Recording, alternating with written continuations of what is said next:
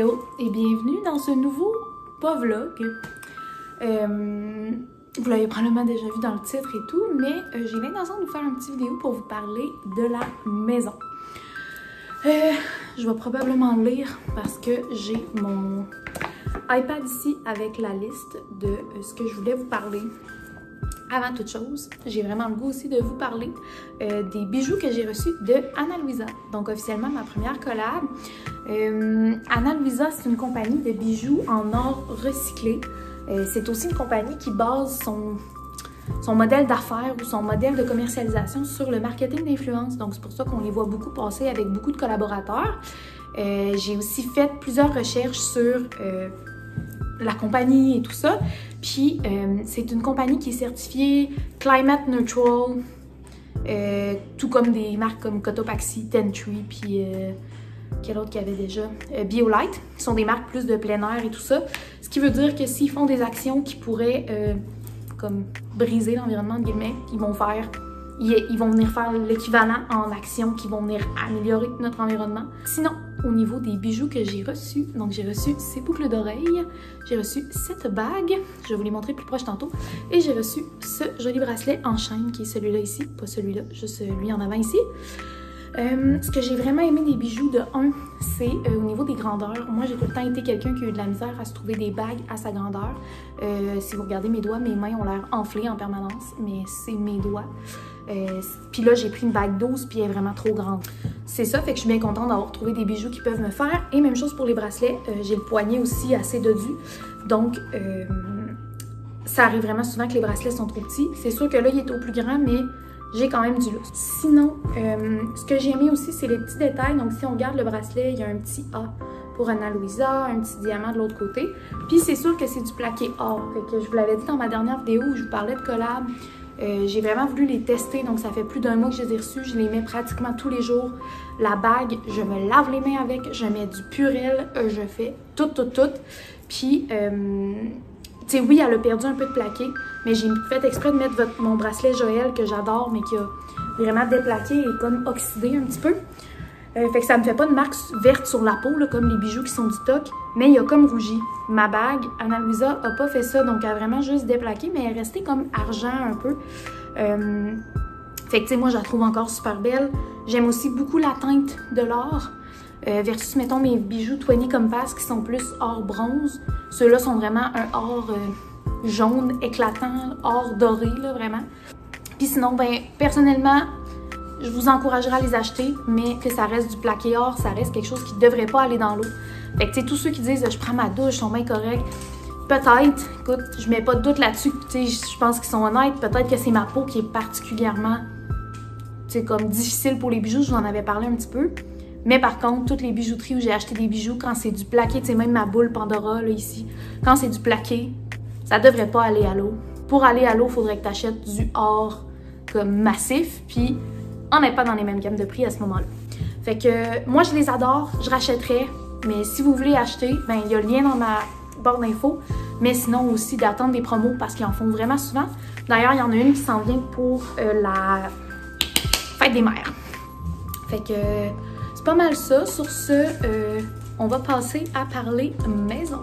Bon, fait que me connaissant, je vais peut-être trop parler, peut-être que ce sera en 2 parties, peut-être pas, peut-être que ce sera juste un très long vidéo. Puis au pire, si vous êtes tanné, vous l'écouterez en 2 parties. Bref, on verra bien. Mais j'ai quand même plusieurs choses que je veux vous parler, que j'ai notées. Fait que on va voir comment ça va. Puis allons-y. Fait que première des choses, quand on a commencé à magasiner des maisons, c'est sûr que mon chum et moi, on est quand même très alignés dans nos goûts, dans ce qu'on aime. Ça fait, depuis qu'on est ensemble, ça fait très longtemps qu'on parle de maison, puis de comme, qu'est-ce qu'on voudrait, où est-ce qu'on voudrait habiter. C'est sûr que nos goûts, nos besoins, ça a changé au fil du temps, puis je pense que c'est normal aussi, mais bref, on était déjà, quand on a commencé à magasiner, on était déjà assez setés sur ce qu'on visualisait et ce qu'on voulait. Sinon, évidemment, la première chose la plus importante avant même de te trouver un courtier ou quoi que ce soit, c'est de faire ton budget puis d'établir ton range de prix. Je dis range de prix parce que des fois, il y en a qui vont juste dire « Bon, mais mets ton budget maximal. » Mais tu sais, personnellement, il y avait des choses que j'étais prête à payer, pour lesquelles j'étais prête à payer plus cher, puis à me dire, ben garde, celle-là, même si mon montant mensuel est plus cher, ben si j'ai une grande cour pour profiter, si j'ai un foyer, si j'ai déjà tout, puis que j'ai pas de grosse réno à faire, ben je suis prête à payer plus cher pour ma maison. Versus, si je l'achète, que je la trouve pratique, mais pas nécessairement à mon goût, ben là, je veux payer un peu moins cher pour ma maison. Fait que pour nous, c'était plus un range de prix. Mais c'est ça. Fait que c'est vraiment de s'accorder un budget maximal puis le respecter. Anciennement, mais voilà pas si longtemps, voilà quoi, 2 ans, les gens magasinaient une maison dans ton range de prix puis un peu plus. Comme ça, tu peux la négocier. En ce moment, faites-vous pas trop avoir. Magasinez très en bas de votre range de prix. Ben, très en bas. Une couple de dizaines de mille en bas de votre range de prix si vous voulez pas être déçu. Parce que ce qui est vraiment difficile, c'est quand tu visites par exemple une maison, je sais pas moi, à 400 000, parce que tu dis mon budget c'est 400 000, mais en ce moment sur le marché, une maison à 400 000, comment c'est débile avec la surenchère et tout, la maison va se vendre 450 000, puis si c'est pas plus, là, honnêtement, je vous compterai après, là, nous autres, qu'est-ce qu'on a vécu, mais 450 000, ben... tu t'es plus dans ton budget, puis là, tu t'es fait des attentes de maison qui se vendent aujourd'hui 450 000. Fait que quand tu arrives à une maison qui sort à 350 000, puis toi, tu voudrais la payer 400 000, toi, tu pourrais la payer, 400 000, mais t'as pas envie. Parce que toi, ton gauge, c'est, exemple, ben, à 400 000, j'ai une cour aménagée, j'ai un foyer, j'ai une piscine. Ben, à 350 000, t'auras pas ça, tu sais. Fait que c'est sûr que moi, c'est vraiment ce que j'ai trouvé difficile, parce que avec le changement du marché un peu, moi, je magasinais comme ma mère avait magasiné, c'est-à-dire dans mon range de prix puis un petit peu plus, fait que prête à négocier un peu moins. Fait que je m'étais quand même créé beaucoup d'attentes pour trop cher. Fait que ça, c'était quand même plus difficile. Fait que je vous conseille avant de trop magasiner puis trop faire d'attentes puis d'être prêt à visiter et tout, faites-vous un budget puis magasinez en bas de ce budget-là. Je pense que ça va vous aider beaucoup. Notre courtière nous avait dit ça un peu, puis j'étais comme, voyons, tu sais, je suis bien capable de me gager, puis tu sais, de comprendre que j'ai pas les moyens, mais c'est difficile. Tu sais, quand tu visites une maison, que tu te vois dedans, que tu sais où tu mettrais les chambres, que tu fais une offre, puis que t'es pas dedans pantoute, puis que tu te rends compte à un moment donné qu'il faudrait que tu baisses tes attentes, c'est pas facile. Dans notre cas, tu sais, puis souvent, en plus, les hypothèques, ils vont te permettre beaucoup plus, comme considérant que tu pourrais t'accoter à gorge, puis tu pourrais encore payer, puis que eux, ben c'est pas grave, ils veulent juste que tu sois capable de les payer, mais le reste de tes dépenses, ils s'en foutent, tu sais. Dans notre cas, ce qui a aidé, c'est qu'on n'avait pas une énorme préapprobation dû au fait que j'étais temps partiel il y a 2 ans. Fait qu'ils calculent tout le temps votre salaire. En tout cas, pas tout le temps. Encore là, tout ça, je veux juste remettre, c'est mon expérience personnelle. Je ne suis pas une pro, loin de là. C'est même la première maison que j'achète. Fait que je vous dis mes expériences, vous en faites ce que vous voulez, puis allez chercher de l'aide. Avec des professionnels si vous en avez. Ben, de l'aide. Ça a l'air intense. Mais tu sais, allez voir vos conseillers financiers, allez voir des courtiers, allez voir du monde. Que c'est leur job. Moi, c'est pas ma job du tout. Mais c'est ça. Sinon, nous, ben, ils calculent souvent ton salaire des 2 dernières années pour voir combien tu serais capable de payer. Puis dans mon cas, ben, avant, j'étais temps partiel et étudiante. Fait que je faisais beaucoup moins. Fait que c'est sûr qu'ils calculent que, tu sais, je sais pas moi, mettons que j'avais un salaire de 20 000 par année. Ben ok, j'étais temps partiel, ça peut être normal, mais une personne qui fait 20 000 par année à temps plein, ben, n'est pas capable de se payer une maison de 600 000, tu sais. Fait que de là vient le problème, mais qui n'était pas un problème parce que c'était dans le budget qu'on voulait se fixer pour quand même avoir notre lousse avec notre chalet, notre 4 roues, toutes ces petites choses-là. Sinon, courtière immobilière, nous c'était une femme, donc je dis courtière, mais il y a des courtiers aussi évidemment. Ça, je vous dirais que c'est vraiment à votre discrétion. Dans notre cas, ça a beaucoup aidé. Pas tant pour trouver des maisons, parce que ça, j'étais tellement là-dessus tout le temps, je checkais tout le temps, que ma courtière n'a pas servi à m'envoyer des maisons, mais plutôt, une fois que j'avais vu une maison, à pas me laisser avoir par l'émotif, parce que c'est une maison, hein. Fait que souvent, tu te vois dedans, puis là, tu sais, t'es comme oh, wow. Puis là, tu sais, quand tu la visites, puis quand t'es dedans, puis que t'as un bon feeling, t'es prêt à laisser aller bien des affaires, comme une fosse septique qui marche mal, comme de la moisissure des murs, comme, tu sais, t'es plus impartial du tout. Puis, ben, même si, tu sais, mettons, mon chum qui est super rationnel, mais il est aussi très émotif dans ses décisions financières, un peu comme moi. Fait que ça nous prenait une 3e personne qui nous disait ça, tu sais, si vous offrez pas au moins ça, vous serez pas dedans.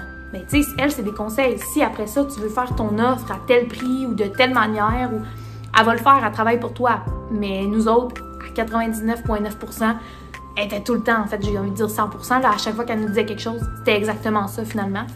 Fait que c'est sûr que nous, ça nous a vraiment servi parce que les deux, c'était notre première maison, puis parce qu'on achetait dans un coin, tu sais, que nous autres, quand on magasinait à Lac-Beauport au début, il y a beaucoup de fosses septiques, il y a beaucoup de puits artésiens, puis là, ben ça, tu sais, tu fais un test d'eau, tu fais un test, une vérification des installations septiques, tu sais, ça, c'est toutes des petites choses que faut que tu mettes dans l'offre d'achat, tu sais pas trop, puis elle nous conseillait aussi sur quand faire l'offre, considérant que c'est un marché de surenchère, est-ce qu'on la fait le matin, l'après-midi, après ça, est-ce que, tu sais, fait que c'était toutes ces petites choses-là que ça nous a beaucoup aidé. Fait que moi, c'était pas tant pour le magasinage, parce que ça, j'étais vraiment capable. Mais, tu sais, venu le temps, quand on a fait notre première offre, ben moi, le soir, j'avais la fête de mon filleul. Fait que j'étais chez ma soeur. J'appelle, je dis, hey, on vient de visiter la maison. On fait une offre. OK, parfait, combien vous voulez offrir? On offre tant. OK, voulez-vous inclure inspection, test, nanana? Oui, parfait, tout est beau. Ben moi, après ça, j'étais allée profiter de mon party, puis elle a fait les papiers. C'est sûr qu'elle, ça a pas dû y prendre du temps parce qu'elle est habituée. Mais moi, si j'avais eu à faire ça moi-même pour faire l'offre le lendemain matin, ben je serais retournée chez nous, j'aurais relu les affaires 12 000 fois, j'aurais vécu des insécurités, puis genre, ah, c'est-tu la bonne affaire? On sait pas. Fait que, parce que je l'ai faite un peu pour notre chalet. Puis moi, perso, c'était une charge que j'avais pas envie d'avoir. Fait que j'étais bien contente d'avoir une courtière pour ça. Puis si c'était à refaire, je referais probablement avec une courtière. Pour ma prochaine maison, peut-être pas. Parce que là, il y a beaucoup de choses que je sais déjà. Mais tu sais, on verra rendu là la charge que je vais avoir et le temps que je vais avoir. Mais dans notre cas, on a pris une courtière puis on était vraiment contente. T'sais, même quand tu vas visiter la maison, assez quoi regarder. Tu sais, il y a ici, ça a l'air d'avoir été refait. Y a-tu un dégât d'eau?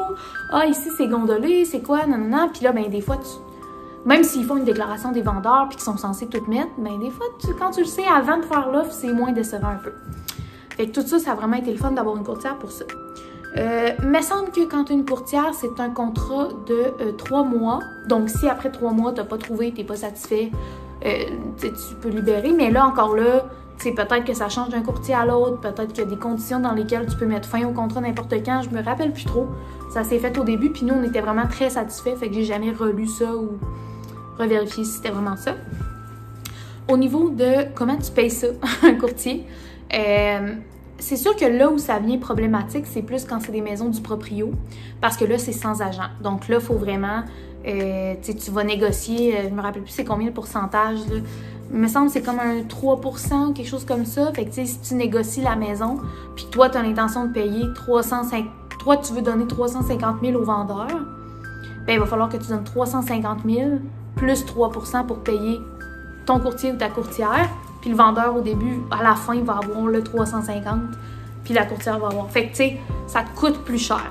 Par contre, quand tu arrives avec une maison qui est avec courtier, ce qui est quand même la plupart des maisons, ben à ce moment-là, c'est les courtiers qui s'entendent ensemble. Donc, tu sais, le courtier, quand il a dit, bon, mais parfait, on va vendre votre maison, on va la vendre tant, puis moi, je prends, je sais pas si c'est encore là, c'est 3% ou si c'est plus, mettons que la personne dit, ben moi, je prends 10% de la vente, parce que je vends votre maison, bien après, si c'est un autre courtier qui représente des vendeurs, ben tu sais, je sais pas comment dire, le vendeur a déjà accepté de vendre sa maison. Là, c'est parce que j'ai pas de chiffre en tête, là, puis j'ai peur de vous montrer que mon calcul mental est pas bon avec mes pourcentages, mais exemple que la maison, il la met en vente 400 000, puis que la commission du vendeur, c'est 20 000. Ben la personne va la vendre 400 000, mais retire 380 000. Mais si toi, tu es ta courtière ou ton courtier, puis que tu achètes cette maison-là, ben ce sera pas un autre 20 000 qui se fait enlever ou un autre 10 000. Le 20 000 de commission que le courtier s'était négocié, il vient le couper de moitié ou de 3/4. Bref, je sais pas comment ils s'arrangent, mais eux, ils s'arrangent entre eux sur c'est quoi la commission que chacun va faire. Puis à ce moment-là, le vendeur a encore 380 000, puis toi, tu payes quand même 400 000, mais c'est les courtiers qui viennent s'arranger. Fait que c'est sûr que dans cette optique-là, ça change pas grand-chose puis c'est pas vraiment désavantageux. Là où c'est quelque chose que moi, comme je vous dis, pour ma deuxième maison, peut-être que j'essaierai avant pas de courtier parce que une maison, c'est très émotif parce que tu habites dedans, c'est ta vie. Des fois, tu vas élever tes enfants, tu vas passer ta vie dedans et tout. Fait que quand c'est le temps de la vendre, tu as envie de la vendre à des gens qui vont en prendre soin, à des gens qui vont peut-être revivre une vie dedans. Fait que des fois, quand tu arrives avec du proprio, oui, il y a l'histoire de payer plus cher, mais il y a aussi du monde qui veulent juste pas parler à des agents. Il y a aussi des affaires sur du proprio qui se font pas. Tu sais, qui respectent pas la loi de l'immobilier. Mettons dire à quelqu'un, lui, il m'a fait une offre, ben, je vais appeler l'autre pour dire combien qu'il m'a donné, puis qu'il me donne plus, puis je vais y rappeler jusqu'à ce qu'il y en a un qui arrête. Mais ça, c'est pas légal, tu sais. Les courtiers, ils font pas ça, ils sauront jamais qui a offert combien. Puis là, je vais venir à l'histoire de surenchère. Nous, ça nous stressait bien. On s'imaginait quasiment être toutes dans une salle avec d'autres vendeurs, puis d'autres acheteurs, puis comme avec les petites pancartes, moi j'offre plus, mais c'est pas ça pantoute. On parle de surenchère parce que c'est le phénomène que ça crée. Mais dans les faits, il n'y a pas d'enchère, il n'y a pas de « moi j'offre plus, ok. » Ce qui arrive quand tu fais une offre sur une maison, encore là je suis pas experte, mais c'est ce que j'ai compris. Moi je visite une maison, je fais une offre. Je suis la première à faire une offre. Une deuxième personne visite la même maison, fait une offre. Moi, en tant que première personne, seulement la première personne à avoir fait une offre, j'ai le droit de savoir qu'il y a une autre personne qui a fait une offre. Une fois que l'autre personne a fait une offre, puis qu'ils m'ont dit « Hey, il y a quelqu'un d'autre qui a fait une offre. » J'ai aucune idée la personne a offert combien et cette personne n'a aucune idée j'ai offert combien. On me dit « Veux-tu bonifier ton offre? » Fait qu'à ce moment-là, j'ai le droit de dire « Oui, j'offre plus » ou « Non, je laisse ça comme ça. » Après ça, là, le reste, c'est juste du monde qui font des offres. That's it. Ce qui arrive, c'est quand tu fais une offre, tu sais il y a combien d'offres sur la maison. Donc, par exemple, de notre côté, on avait fait une offre sur une maison et à un moment donné, c'est ça, notre courtière nous parle, elle dit « Parfait, je vais envoyer ça à telle heure, je vais attendre de voir s'il y a d'autres offres qui rentrent et tout. » Bien, à un moment donné, t'es rendu à 10 offres. Donc là, elle me dit « Ben, voulez-vous bonifier? » Tu sais, considérant qu'on sait qu'il y a 10 offres. Mais si moi, je suis dans les 10 offres et que je veux vraiment cette maison, ben je vais offrir 50 000 de plus, 70 000 de plus, puis pratiquement 100 000 de plus que j'ai vu dans un des cas où j'ai fait une offre. Parce que je veux être vraiment sûre de l'avoir. Fait que c'est ce qui crée la surenchère. C'est que le monde savent qu'il y a plein d'autres mondes qui la veulent, puis ils la veulent vraiment. Fait qu'ils vont aller offrir le plus qu'ils peuvent pour être sûrs de l'avoir. Fait que ça, c'est la surenchère. Mais tu sais, il n'y a pas de genre ping-pong. Puis c'est sûr que ce qui est cool aussi dans ce marché-là, c'est probablement le seul avantage, c'est que le marché est tellement rapide, puis tellement comme... Tu sais, il y a une maison qui sort sur le marché, le lendemain, j'allais la visiter, le lendemain, je faisais une offre, puis le soir même, je savais, es-tu passé, es-tu pas passé? Tu sais, tout se passait super rapproché. Autre conseil, ça, c'est quelque chose, je sais pas pourquoi j'ai un flash, mais... aller visiter de jour parce que on a vu beaucoup de choses, tu sais, des fois tu vois sur les maisons et tout, puis des fois tu y penses pas, tu dis c'est en hiver en plus, tu dis je vais y aller après souper ou je veux vraiment y aller à soir et y aller en premier. Ben au moins prévoyez et retourner une autre fois à la lumière parce que tu vois vraiment pas les mêmes choses. Par exemple, il y a une maison qu'on est allé visiter à Lac-Beauport sur le boulevard du Lac, mais un peu en retrait, puis quand on est passé de soir vite, ça avait l'air super isolé à cause du boisé. Fait qu'on était comme crime, c'est bien correct, on va aller la visiter. Fait qu'on va la visiter le lendemain à la clarté. Pas du tout, tu sais, de soir, ça avait l'air opaque. De jour, pas pantoute, on entendait full l'autoroute, le boulevard, là.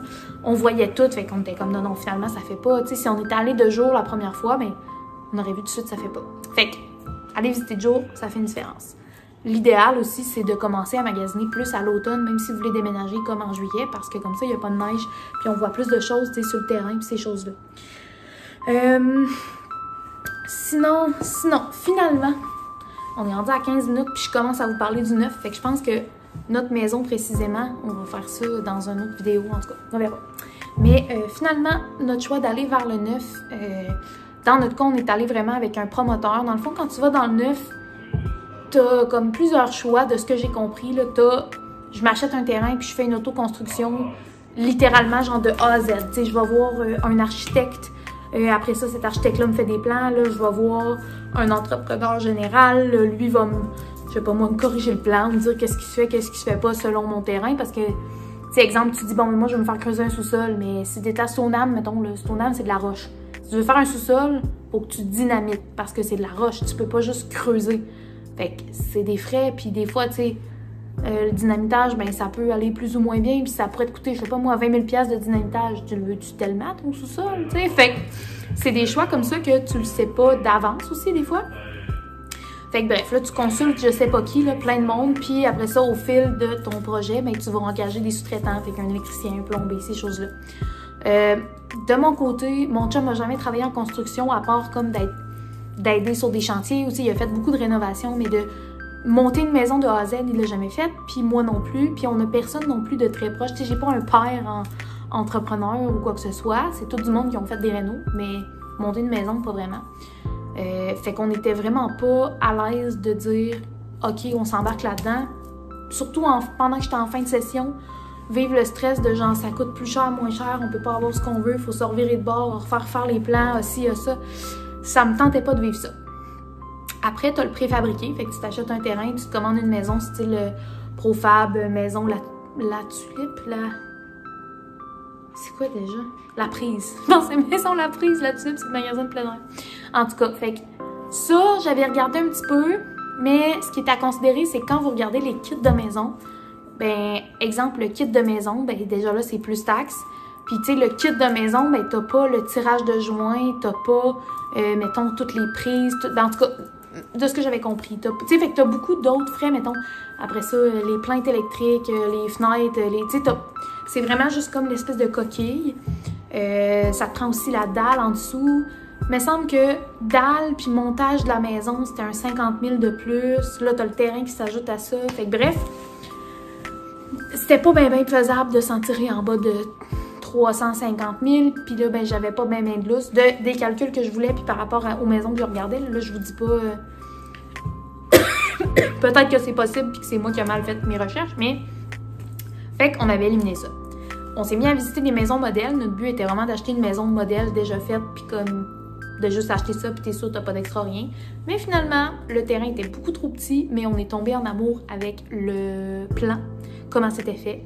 Donc, on a vu des terrains libres à côté. On a dit, bon, si la maison modèle a ce prix-là, c'est que c'est possible de faire ça pour ce prix-là. Donc, regardons ce qu'il y en est. Et on s'est mis à embarquer dans les démarches de maison neuve. Pardon. Bon, fait étape de maison neuve. Premièrement, nous, c'est notre courtière, puis heureusement, le promoteur avait une autre courtière, fait que là aussi, pour la commission, on n'a pas eu à payer plus ou quoi, ils s'arrangeaient entre eux. Mais, premièrement, ça a été de choisir ben, notre plan, notre terrain. Là, par exemple, tu sais, les terrains, ben, lui qu'on a pris, il est un petit peu plus cher parce que c'est pas un terrain en coin, parce qu'il est vraiment plat puis rectangulaire, parce que, fait que là, tu choisis un peu tes priorités. Mais, si jamais vous faites la même chose, un conseil qu'on s'est fait donner par beaucoup de monde, l'argent dans ton terrain, tu la perdras jamais. Fait que ça vaut la peine de payer, puis tu sais, comme nous, c'était un 4 000 de plus, c'était pas 30 000, là. Fait que, encore aujourd'hui, je suis convaincue que ça vaut la peine qu'on aille payer un petit peu plus pour notre terrain. Donc, première étape, c'est le contrat préliminaire.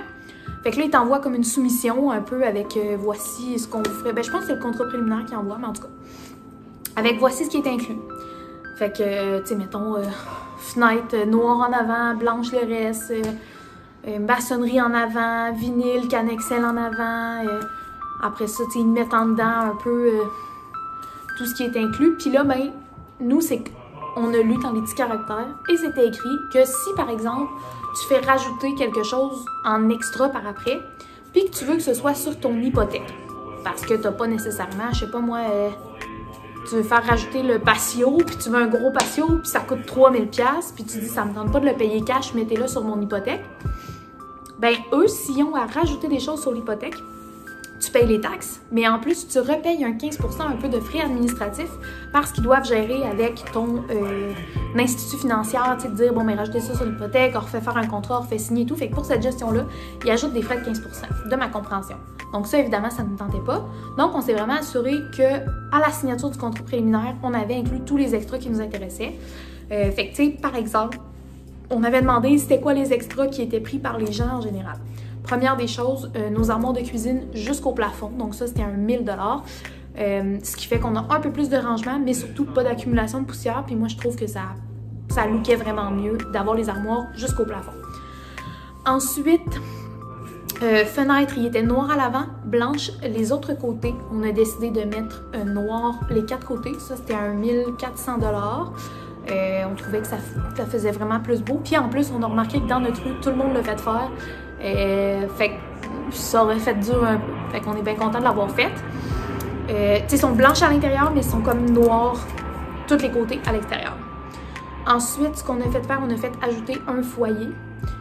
Donc ça, c'est une allocation qu'ils nous donnent. Donc, ils prévoyaient, par exemple, je pense que c'était 5 000 $ sur notre hypothèque. Puis là, ben ça coûtait plus cher, évidemment, parce que honnêtement, pour 5 000 $, vous n'aurez pas un foyer, c'est 10 000 $ un foyer. Fait que le foyer qu'on a choisi, avec l'installation et tout, ben l'extra, on l'a payé nous-mêmes cash. Puis un 5 000 qui est comme sur notre hypothèque. Ensuite, on a fait ajouter l'air climatisé, donc thermopompe qui est de... c'était combien ça là? 3 500 je pense? C'était en bas de 4 000 $ dans mes souvenirs. Fait qu'encore là, sur l'hypothèque et tout. Ensuite, tu sais, par exemple, il y avait bain autoportant au lieu d'un... Bon, excusez si vous entendez mon job, bien. Bain autoportant au lieu d'un bain podium. Donc, dans mon cas, j'aime pas les bains. J'aurais pu ne pas avoir de bain, puis ça m'aurait rien fait pantoute. C'est juste pratique pour laver les chiens. Fait que c'est tout, là. Ben, pas dans la vie, mais je veux dire, chez nous, ça va être ça, là. C'est comme... j'aime pas les bains. Mon job non plus. Fait que nous, on n'a pas payé d'extra pour ça, mais je pense que c'était 1 000 $ pour un bain autoportant. Après ça, qu'est-ce qu'il y avait d'autre? Ben, tu sais, après ça, tu peux faire plein de petites modifications. Mettons, une maison modèle qu'on avait visitée, eux, ils avaient décidé de couper le garde-robe walk-in de la chambre pour avoir une plus grande salle de bain. Tu peux décider probablement de te faire mettre plus d'armoires dans la salle de bain. Le patio que je vous parlais qui est en option. Tu pourrais probablement dire, moi, au lieu du plancher flottant, je veux de la céramique à grandeur. Tu pourrais, tu sais, tu peux après ça changer des affaires, mais c'est sûr que ça monte vite. Puis eux, ben, ils se prennent une petite cote sur un peu tout, puis tu sais, c'est ça monte vite. Après ça, là, tu te dis, parfait, j'ai géré mes extras, tout est beau. Tu signes, contrat préliminaire de fait. Une fois que tu as le contrat préliminaire, au niveau des institutions financières et tout, c'est considéré comme une offre d'achat acceptée. Donc, à partir du moment que tu as ton contrat préliminaire, moi, juste avant ça, j'avais appelé un petit peu les banques et les caisses pour voir c'est quoi que vous offrez comme taux, voici nos dossiers et tout. Ah oui, puis, avant de magasiner des maisons, mais ça, si vous avez un courtier, ils vont vous le dire, l'idéal, c'est d'avoir une préapprobation hypothécaire. Comme ça donne un peu plus de poids à votre offre. Les gens savent que vous avez déjà été préapprouvé, fait qu'il y a pas mal plus de chances que vous passiez au crédit là, pour votre hypothèque. Fait que c'est beaucoup mieux. Fait que c'est ça. Donc, une fois que ton contrat préliminaire est signé par les deux parties, tu peux communiquer avec ton institution financière que tu as choisi, puis choisir l'hypothèque que tu as choisie et tout. Tu peux signer, puis à partir de là, le taux qu'ils te donnent, ils peuvent te le geler. Souvent, c'est pour 3 mois ou 6 mois ou des fois 1 an, dépendamment des instituts. Mais avant ça, tu sais, comme nous, entre le moment où j'ai appelé et le moment où on a signé, il y a eu comme 4-5 jours, les taux ont augmenté, ben il n'y a rien à faire. Tu sais, j'ai eu les taux qui avaient augmenté, tu sais. Fait que ça, donc là, à ce moment-là, nous, dans notre cas, le constructeur, vu que c'est, quand tu fais une construction neuve, souvent, c'est des déboursés progressifs. Donc, ils vont débourser des certains montants à un certain pourcentage de l'avancement de la maison. Fait que, mettons que la maison est à 50 %, ben, ils vont donner 50 % du montant. Puis ça dépend du constructeur, à ce que je sache. Dans notre cas, c'était à 90 % et à 100 % des travaux. Donc, des fois, c'est une gestion qui est un peu plus difficile pour les institutions financières. Fait qu'au niveau de notre constructeur, il nous conseillait fortement 2 institutions. Et ces 2 institutions-là, si tu prenais pas ceux-là, je pense qu'ils nous chargeaient genre des frais ou quoi que ce soit. En tout cas, on s'est pas trop ostiné. On a quand même eu des offres intéressantes. Puis, on est allé avec une de ces 2 institutions-là. Fait qu'une fois que le contrat préliminaire est fait, t'appelles ta banque ou ta caisse, tu dis parfait, je veux mon taux, là ils te font signer plein d'affaires, là t'as tout le temps 1 million de papiers à fournir, tu sais, toutes tes pièces d'identité, excusez, man, mon chum, tes trucs de rapport d'impôt des 2 dernières années, tu as vraiment beaucoup de papiers à sortir, fait que sortez votre petite caisse de trucs d'impôt si vous êtes en train de faire ça. Sinon, ensuite, il y a eu comme la petite signature des plans, fait qu'ils nous montrent sur notre terrain où va être placée notre maison. Ils nous font choisir, par exemple, le sens de notre entrée, tu sais, pour mettre notre auto et tout ça. Fait qu'à ce moment-là, on signe, tout est beau. Et là, ça part et tu reçois des courriels, 1 million de paperasses. On a reçu des papiers concernant la garantie de construction neuve, on a reçu des papiers concernant toute notre feuille de choix pour toutes les choses qu'on avait à choisir, tu sais, comme notre couleur de vinyle, notre canne Excel, notre maçonnerie, blablabla. On avait un aide-mémoire qui disait avec qui prendre rendez-vous quand pour nos choix de plomberie, justement notre choix de revêtement extérieur, notre choix de foyer, notre choix de plancher, tu sais, comme tout ça, c'était sur un aide-mémoire quand même assez clair. Puis après ça, mais à chaque rendez-vous, avec le cuisiniste, le choix pour les plomberies, les planchers, tout ça, ben là, tu peux repayer un extra. Pour être honnête, les choix qui étaient inclus de base et qui coûtaient 0$ étaient tous très beaux. Tu sais, c'était tout magnifique, puis j'aurais vraiment pu avoir une maison totalement à mon goût, puis très belle, avec les choix de base, puis aucun extra. Sauf que t'as le fameux tant qu'à, les tant qu'à me faire construire. Puis tu sais, exemple, le plancher, ben, c'était du flottant. Ben, on va avoir 2 chiens, mais je voulais du vinyle parce que ça va toffer bien plus longtemps, puis à long terme, je pense que ça va être plus beau. Puis tu sais, des petites choses comme ça qu'on a payées en extra. La plomberie, tu sais, ce qui était de base, ben, c'était du chromé.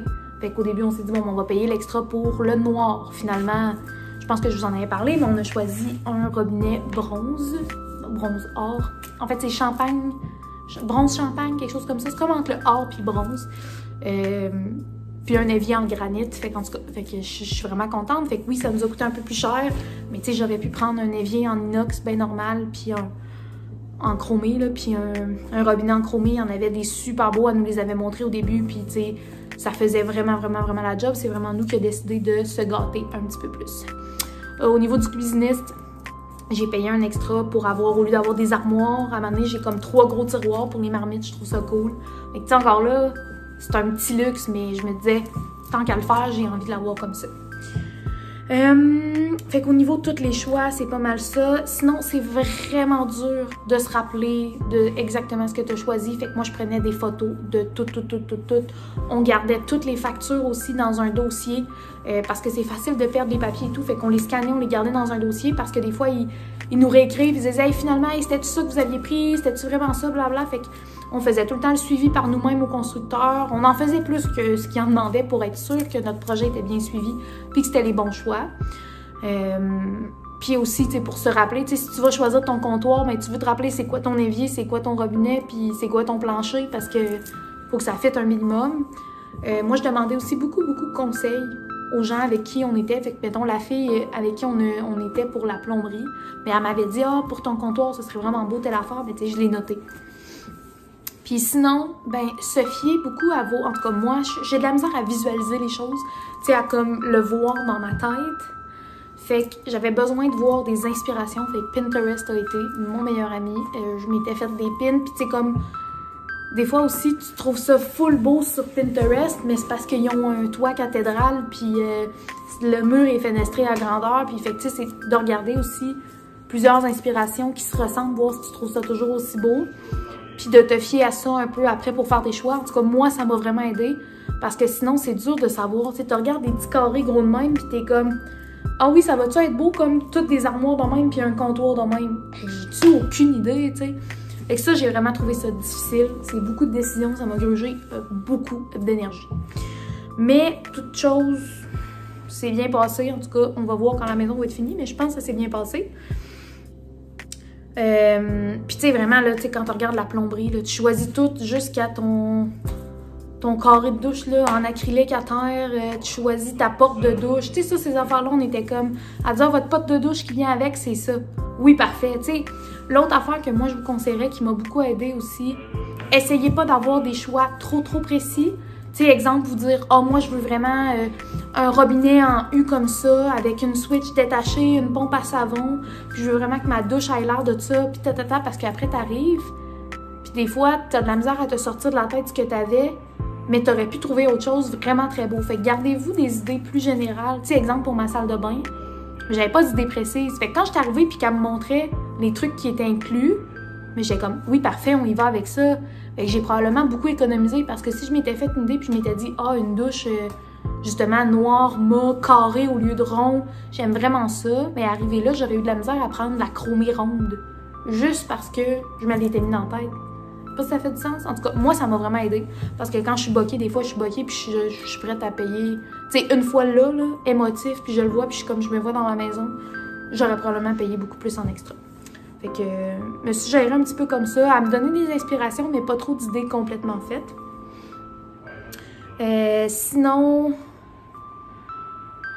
Le cuisiniste était quand même tard dans les démarches, ce qui est poche parce que c'est souvent comme... T'sais, surtout dans un air ouvert comme ça, c'est la chose que tu vas voir le plus. Fait que ça, il a fallu que je me gère un petit peu. Puis sinon, l'autre affaire à considérer, l'électricien, ça va nous coûter quand même un peu plus cher parce que, par exemple, au lieu des luminaires, on veut mettre des encastrés. Ben, tu sais, comme là, c'était 80$ de l'encastré. Fait que, tu sais, ça monte vite quand t'en veux 4 dans le salon, 3 ici, 1 dehors. Tu sais, c'est comme... ça monte. Sinon, on est allé à la maison un peu... quand ça nous tentait, à peu près 1 à 2 fois par semaine. Puis c'est vraiment le fun de voir ça avancer et tout. En ce moment, l'heure où on se parle, on est le dimanche 27 mars et vendredi le 24, 25, 26, le 25 mars, ils commençaient à tirer les joints. Donc ils ont fait la première couche de tirage de joints. Ils ont déjà mis la maçonnerie extérieure, il reste le vinyle, plein de petites choses, fait que j'ai bien hâte de voir comment ça avance. Puis sinon, ben, on devrait emménager autour de la mi-juin, fait que ça approche quand même rapidement, je veux pas. Fait que c'est ça, finalement c'est pas si pire, je vous ai quand même parlé de pas mal tout ce que je m'étais noté. J'ai parlé de beaucoup de choses, certaines choses full en détail, d'autres choses très brièvement, fait que si vous avez des questions, si c'est plus privé ou quoi, vous pouvez m'écrire sur Insta. Si vous ne me suivez pas déjà, je mets tout le temps le lien dans ma barre d'infos. D'ailleurs, quand j'arrête de poster pendant, exemple, 3 semaines, je mets tout le temps un petit warning dans mes stories, dans le sens où, sorry, je suis en mi-session, je suis en fin de session, je peux pas poster, mais je vous aime pareil. Puis, c'est ça, je reste un petit peu active, mais si vous voulez me parler directement, c'est vraiment la meilleure place. Sinon, n'hésitez pas à laisser en commentaire. Peut-être que si je vois que vous avez beaucoup de questions, je pourrais faire plus un format Q&A de vos questions. Là, je suis vraiment allée plus avec ce que moi, j'aurais aimé savoir si je magasinais une maison. Mais peut-être que vous avez complètement d'autres questions ou que c'était pas intéressant pour tout. I don't know. Mais au moins, ça vous aura tenu compagnie. Puis sinon, je m'excuse encore pour la petite pause de posting. J'étais vraiment dans le jus bien raide. Puis sinon, je vous rappelle que j'ai toujours mon petit lien Anna Louisa dans la barre d'infos. Je les aime vraiment beaucoup. Puis si vous voulez les payer un peu moins cher, mais attendez la promotion pour la fête des mères qui s'en vient. Je pense que c'est début mai la fête des mères. Fait que probablement que la promotion est déjà active ou sinon ça devrait commencer en avril. Fait que, désolée de finir ça avec mon chum qui se fâche sur son jeu de gaming, mais merci d'être là. Je vous aime, j'adore échanger avec vous, répondre aux commentaires et tout ça. Puis sinon, on se dit à bientôt dans un prochain vlog. Bye!